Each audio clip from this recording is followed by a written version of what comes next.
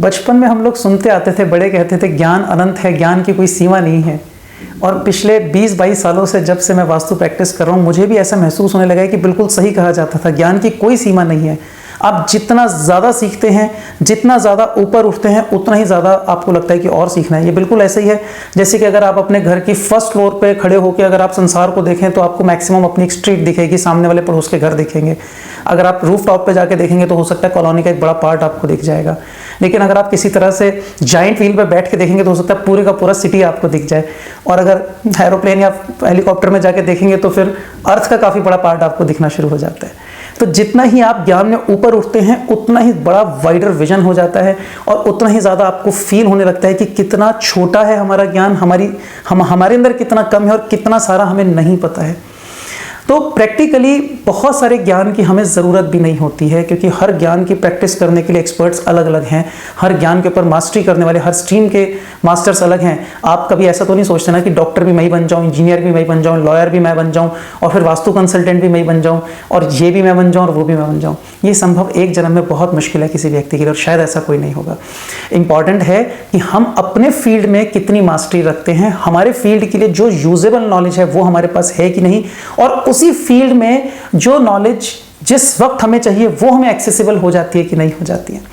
तो वास्तुशास्त्र में जो ज्ञान लोगों को प्रैक्टिस करने के लिए चाहिए, जो भी ज्ञान आपको नॉर्मली घरों को, फैक्ट्रीज को, ऑफिसेज को एड्रेस करने के लिए चाहिए, उनकी नई डिजाइनिंग करने के लिए चाहिए, वो सारे लॉजिक्स, वो फॉर्मूले वास्तु अधिपति कोर्स तक आपको ऑलमोस्ट सारे के सारे नॉलेज मिल जाती है।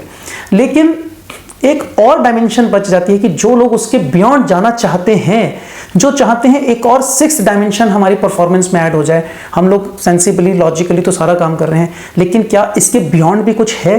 तो जैसा पहले जो बचपन से सुनते आ रहे हैं कि ज्ञान अनंत है, तो यस, उसके बियॉन्ड भी कुछ है और उस बियॉन्ड के बियॉन्ड भी बहुत कुछ है, जहां तक हम ये सोच भी नहीं पा रहे कि ये है भी कि नहीं है, ये लिमिट्स भी एग्जिस्ट करती हैं कि नहीं करती। जस्ट लाइक इनफाइनाइट यूनिवर्स, जैसे ब्रह्मांड इनफाइनाइट है, असीम है, ऐसे ही ज्ञान भी असीम है। लेकिन वास्तु सिद्ध कोर्स आपको वो क्षमता देता है, आपको वो कैपेबिलिटी देता है, आपको वो चैनल देता है, आपको वो रास्ता प्रोवाइड करता है जिससे कि आप उस अनंत ज्ञान की तरफ चलना शुरू कर सकते हैं, जिससे आप उस इनफाइनाइट से भी बहुत कुछ रिसीव कर सकते हैं। और जिस वक्त, जिस क्षण में आपको जो इंफॉर्मेशन चाहिए, उस क्षण के लिए आपको वो इंफॉर्मेशन अवेलेबल हो जाए, उसका अभ्यास करना आप शुरू कर सकते हैं। प्रोफेशनली जिनको करना है, वास्तु अधिपति कोर्स अपने आप में कंप्लीट है, आपको और कुछ करने की जरूरत नहीं है। लेकिन अगर आप उसके बियॉन्ड जाके परफॉर्म करना चाहते हैं तो वास्तु सिद्ध कोर्स है, जो सिद्धों का लेवल है। इसका लॉजिकल माइंड से बहुत ज़्यादा रिलेशनशिप नहीं है। लॉजिकल माइंड से कुछ हद तक उतना ही रिलेशन है कि जैसे एक एस्ट्रो वास्तु वाला एंगल आता है कि आपका भाग्य क्या लेकर आए हैं आप, और भाग्य के अनुसार किस क्षण में, किस मोमेंट पे, किस पीरियड में कौन सी रेमेडीज आपको कर देनी चाहिए, या कौन सी तकलीफें इस समय आ रही हैं जो आपकी दशा भी हो सकता है ना बता रही हो, लेकिन इस समय पे कोई प्रॉब्लम आ रही है तो वो क्यों आ सकती है, क्या रीज़न है इस समय पे, उसका कारण ढूंढना, उस स्पेस में वास्तु के एंगल से उसका कारण ढूंढना, उसको देखना और उसको समझना। और यही वो ज्ञान था जो वास्तु सिद्ध कोर्स में जो टेक्निक्स हैं, जो एक्चुअली इस्तेमाल होती थी पुराने मंदिरों के निर्माण के समय में, जहां पर ऊर्जाओं को देखकर, किसी भी जगह की ऊर्जा को देखकर नक्काशी और उसकी क्राफ्टमैनशिप जो की जाती थी, उसका जो निर्माण किया जाता था। हैदराबाद में मेरे ख्याल से एक ऐसा मंदिर है, साउथ इंडिया में बेसिकली, जहां पर वो एक स्टाइल होता था जहां पे पत्थर को तराश कर एक सिंगल पत्थर में से मंदिर का निर्माण कर दिया जाता था। टुकड़े जोड़कर, पत्थर जोड़कर निर्माण नहीं होता था, सिंगल मंदिर में से सिंगल पत्थर, चट्टान को काट कर निर्माण कर दिया जाता था। और आज भी कुछ ऐसे आर्टिस्ट हैं जो इस विधा में पारंगत हैं, सिंगल चट्टान से, पत्थर से मूर्ति बनाते हैं या काम करते हैं। तो प्राचीन मंदिरों में भी वो एनर्जीज को देख कर निर्माण करते थे, लॉजिक्स फॉर्मूला अप्लाई नहीं करते थे कि पूर्व दिशा में ये है, उत्तर दिशा में ये बहुत ज़्यादा अप्लाई नहीं किया जाता था, पर ऊर्जाओं के आधार पे किया जाता था। वो अलग बात है कि वो वाला लेवल पे जब आप परफॉर्म कर देते हैं तो ये वाला लेवल ऑटोमेटिकली फिट हो जाता है। तो अगर आप वास्तु सिद्ध के लेवल पे जाके परफॉर्म करना सीख लेते हैं तो फिर ये वास्तु विद्याधर और वास्तु अधिपति में जो फॉर्मूले आपने सीखे हैं वो ऑटोमेटिकली सही हो जाएंगे, और वो नजर आएगा आपके, जब लोग उसमें रहेंगे, उस स्पेस में जो आपने डिजाइन किया है, जब लोग उसमें रहना शुरू करेंगे तब आपको पता चलेगा। ईश्वर की कृपा से पिछले दिनों में जब हमने कुछ काम किया और वसंत विहार में हमने एक पेंट हाउस डिजाइन किया, और उसमें जो लोग थे उनको बड़ी एप्रीहेंशन थी कि हमारी साउथ की एंट्री हमें नहीं चाहिए, और हमने उनको साउथ की एंट्री प्रोवाइड करी। शिफ्ट होने के 7 महीने के अंदर वेल विद इन 7 मंथ्स 2 नए प्लॉट वसंत कुंज में खरीद चुके हैं, 1000 गज के। एक बड़ा हॉलिडे होम चैल में हिमाचल में खरीद चुके हैं जो लगभग 5.5-6 करोड़ का आता है। एक और ऑफिस के लिए प्रॉपर्टी खरीद चुके हैं वसंत विहार एरिया में। तो ये ईश्वर की कृपा होती है, ये उनकी अपनी मेहनत है, उनका अपना भाग्य भी है, लेकिन वो स्पेस उनको सपोर्ट कर रहा है, उनकी भाग्य को काट नहीं रहा। देखने में जबकि कुछ चीज़ें नेगेटिव दिख सकती हैं लॉजिकली, तो वास्तु सिद्ध कोर्स, इसलिए इसका नाम वास्तु सिद्ध रखा गया कि वास्तु में सिद्धि प्राप्त करने का लेवल है ये, कि अब आप सिद्ध हो गए हैं, अब आपके पास मास्टरी आ गई है, अब आप वो नॉलेज भी एक्सेस कर पा रहे हैं जो अदरवाइज इन आंखों को, इन कानों को, इन हाथों को, इन स्पर्श को उपलब्ध नहीं थी, इनको अवेलेबल नहीं थी। उन ऊर्जाओं को सेंस करके उस व्यक्ति के भाग्य को सही पढ़ के, सही एस्ट्रोलॉजी में सही अध्ययन करना।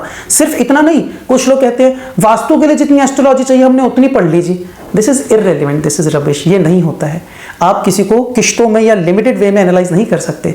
किसी व्यक्ति को अगर आपको समझना है, उसको थॉरली समझना है, तो उसके नंबर्स या उसके प्लैनेट्स आपको सही ढंग से बता सकते हैं, प्रोवाइडेड आपको सही पढ़ना आता हो। जो आपको बता रहे हैं, यदि वो खुद पढ़ पाते हैं, लाइव परफॉर्म कर पाते हैं, तो वो आपको सही बता सकते हैं। तो वास्तु सिद्ध कोर्स में आप लॉजिक्स के भी परे जाकर अपने राइट ब्रेन को यूज करते हुए, अपने क्रिएटिव माइंडसेट को यूज करते हुए, अपने क्रिएटिव एक्यूमेन को सही ढंग से मैनिफेस्ट कर पाएंगे, उस सेंसिंग पावर को अचीव कर पाएंगे जिसके द्वारा आप ऊर्जाओं को सेंस कर सकते हैं, भवन के अंदर भी और भवन के बाहर भी।